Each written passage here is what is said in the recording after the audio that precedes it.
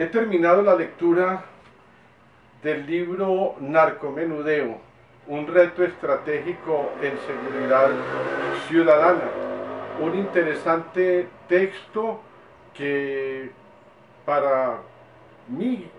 desde una perspectiva académica, como investigador en materia criminológica, constituye un enriquecimiento indudable y al mismo tiempo un reto para continuar avanzando en ese propósito de producir conocimiento.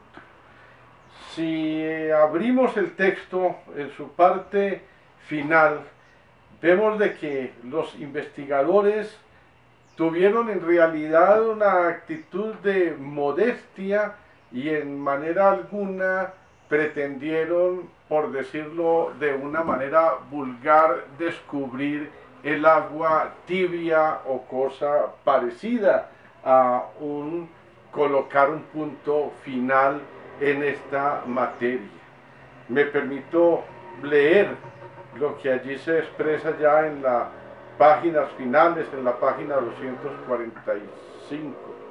Se dice, a manera de colofón, esta investigación es sólo una aproximación perfectible para la comprensión de un fenómeno que, como el narcomenudeo, se constituye en un problema público de afectación no sólo a la seguridad ciudadana, sino también a la seguridad nacional y por ende a la convivencia. Yo creo que nadie se atrevería a negar el hecho y lo constatable que el fenómeno del narcotráfico ha sido uno de los fenómenos que de manera más dramática han afectado esos campos mencionados del orden ciudadano, del orden público nacional, de la convivencia ciudadana en los ámbitos locales, regionales, nacionales, pero no solo en ellos, sino en el ámbito mundial, en el ámbito internacional. Una visión entonces que pueda incluir los aspectos más singulares, los elementos particulares y entrelazarlos con las generalidades de este fenómeno es algo pues que tiene un valor indiscutible. De otra parte, pues en el texto se desarrollan elementos que ayudan a clarificar para el mundo académico situaciones que no son de fácil diferenciación. Por ejemplo, en esta misma parte final, en la misma página que ya citaba, 245, se lee lo siguiente, dice, concebir la inteligencia policial no necesariamente asociada al análisis de la criminalidad es complejo, máxime cuando la literatura la equipara como sinónimo de la inteligencia criminal. De tiempo atrás, puedo decirlo, muchos años hace, que en el grupo de investigación que tuve, pues diría de alguna forma el privilegio de coordinar durante 14 años y conocido socialmente como el Observatorio del Delito, habíamos tocado este punto tan sensible de diferenciar lo que es la producción de conocimiento de la producción de inteligencia. Producir conocimiento y producir inteligencia son cosas que van de la mano, pero que tienen unas diferencias específicas y que cuando no se comprenden, pues se constituye esa falta de comprensión en un impedimento para que desde el mundo académico se comprometa en realidad el cuerpo de investigadores para producir trabajos como el que nos ha presentado ahora la Dirección de Inteligencia Policial, la DIPOL, con el trabajo realizado por este equipo, en verdad bastante diría, acucioso, juicioso, disciplinado en la realización de su trabajo. Para el académico, pensar en producir conocimiento para la policía, y dadas las condiciones de lo que ha ocurrido en América Latina en muchas décadas, donde hay una desconfianza de las universidades o de quienes integran las universidades frente al quehacer policivo, pues resulta algo complicado. Y bueno, no es el objetivo referirme a ello ahora, sino volver sobre la parte sustancial de esta obra que ya, pues lo he dicho y no sobra repetirlo, constituye un valor agregado a la producción de conocimiento y que tiene que afectar necesariamente al mundo académico. En la parte inicial, donde se presenta un resumen de la obra, allí claramente se plantean algunos puntos que no quiero de pronto distorsionar con mis propias palabras, así que leo de manera pues literal lo que se expresa en las primeras páginas. Dice que la investigación visualiza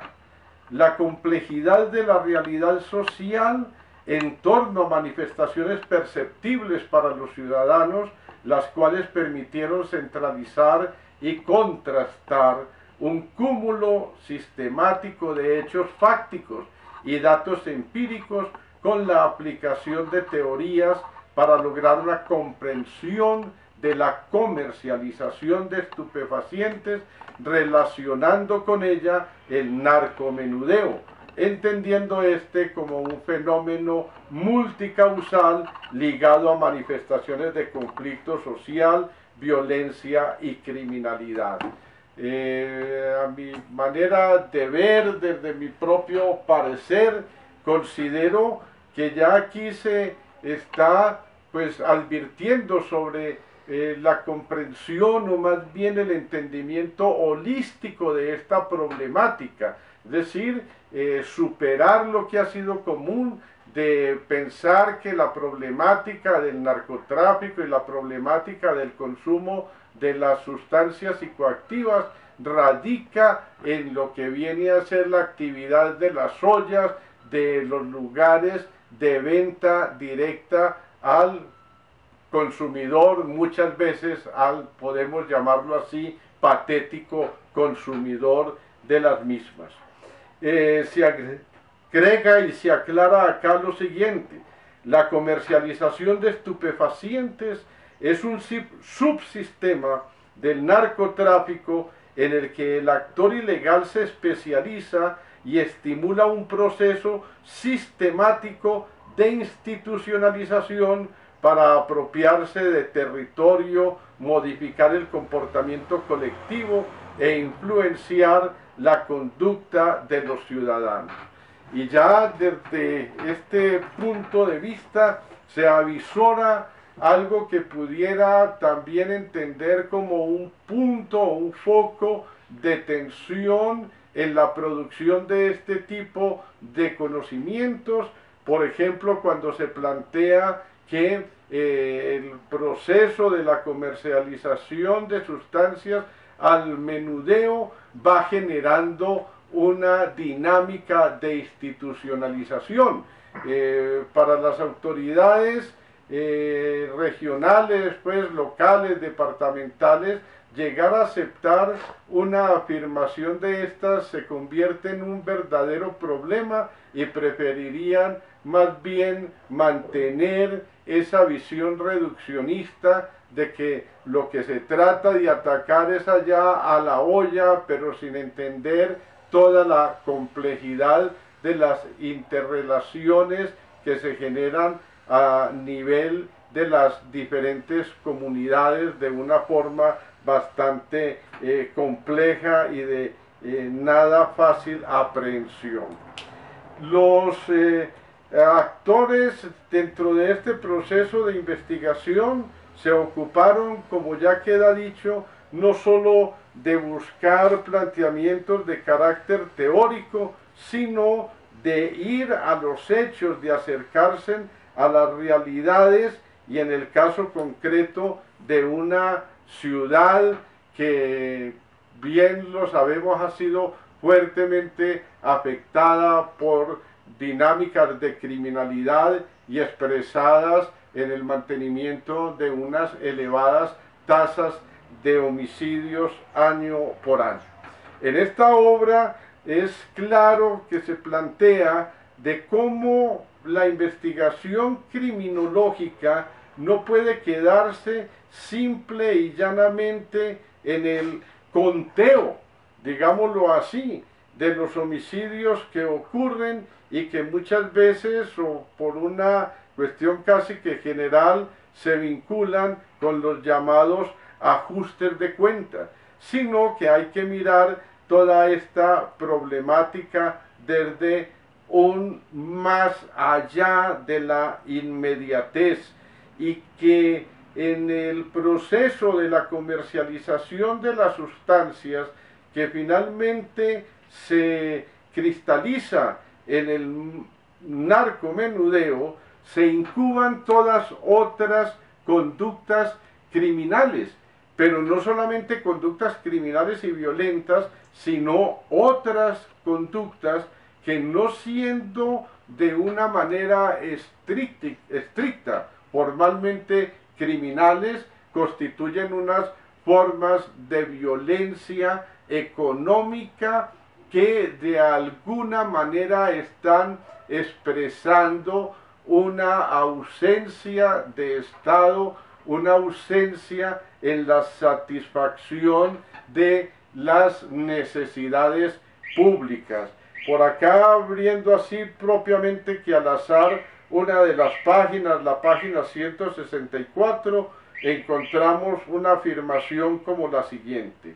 en consideración, hacer frente a las raíces de la violencia exige la actuación especializada y coordinada de las instituciones del Estado, la comunidad y los individuos,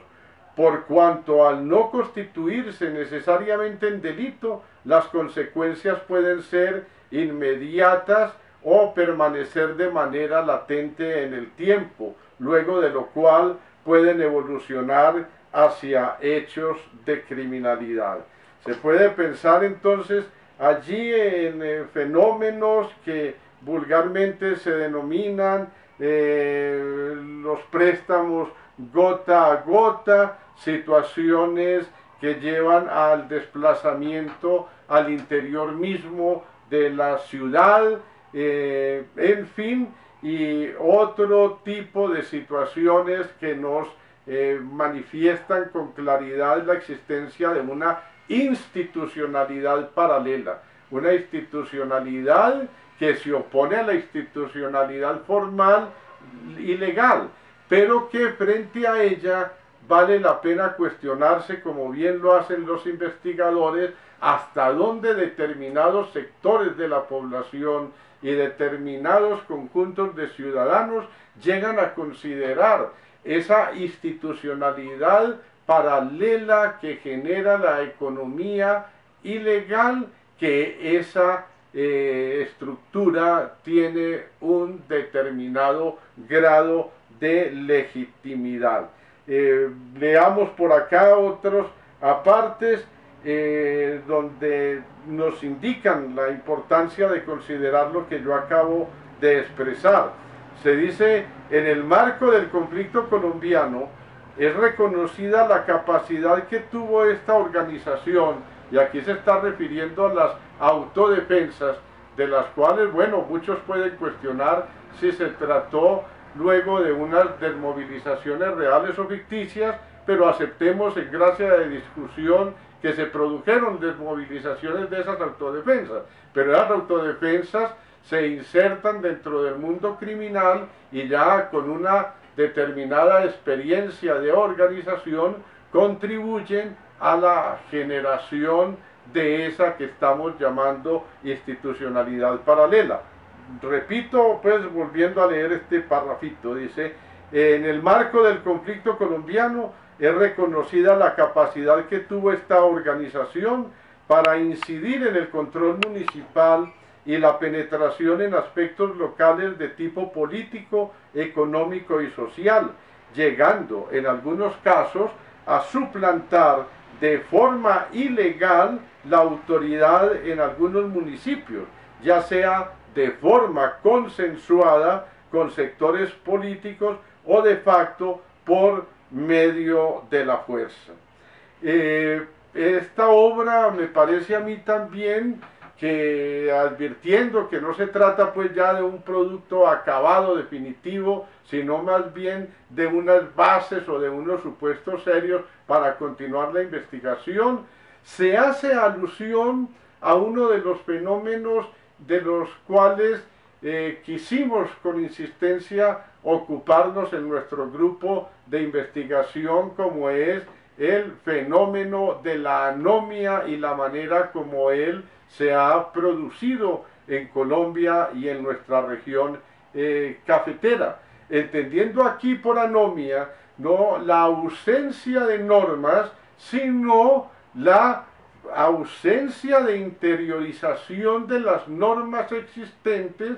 y acompañada de la producción o generación de una, llamémosla así, normatividad paralela en marcos de la economía ilegal, una economía capitalista paralela a la formalmente existente y aceptada. Voy a leer aquí dos párrafitos cortos que nos permiten sustentar lo que acabo de expresar. Dice, es entendible que en muchas de las zonas donde funcionan puntos de venta de estupefacientes no respondieron a una lógica de legitimación pensada y ejecutada por el actor ilegal. Se trata más bien de un espacio cedido involuntariamente por el Estado, que no interpretó adecuadamente este problema público para dar respuesta de forma efectiva a las demandas de seguridad de los ciudadanos, y no se podrán solucionar estas necesidades solo mediante la actuación asistencial. Y más adelante se dice en la página 210 lo siguiente, dice, entonces de lo que se trata es de una permanente tensión en la aplicación del ordenamiento legal para regular el comportamiento social. Esta tensión será siempre perceptible porque el poder significa la probabilidad de imponer la propia voluntad dentro de una relación social, aún contra toda resistencia y cualquiera que sea el fundamento de esta probabilidad. Aquí están citando la obra de Weber, donde el Estado aspira a mantener el poder legítimo sobre los ciudadanos. Anomia, legalidad, ilegalidad, legitimidad, institucionalidad paralela, etcétera, todo dentro de un marco de comprensión del funcionamiento de la economía capitalista, que busca pues la apropiación o el control de los territorios, y fundamentalmente tiene un propósito, cuál es la racionalización y la maximización de las ganancias. Valga la pena entonces felicitar a los investigadores y dar una voz de aliento a la policía para continuar produciendo estos valiosos elementos de conocimiento que finalmente pueden conducir a sustentar la necesidad de cambiar la política antidrogas que ha sustentado en buena parte y fomentado la existencia del fenómeno del narcotráfico.